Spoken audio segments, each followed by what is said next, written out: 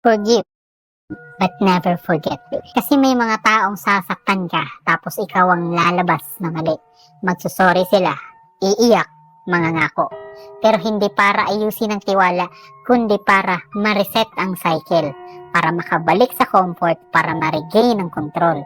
At ikaw naman, dahil mabait ka, papatawarin mo ulit. Pero tandaan mo ha, forgiveness doesn't mean access. Hindi ibig sabihin pinatawad mo, pwede na ulit pumasok sa buhay mo. Hindi ibig sabihin tinanggap mo ang sorry, nakalimutan mo na ang betrayal. Minsan, akala natin ang forgiveness ay ang pagbibigay ng second chance. Pero minsan, ang tunay na forgiveness ay ang pagbibigay sa sarili mo ng chance na umalis.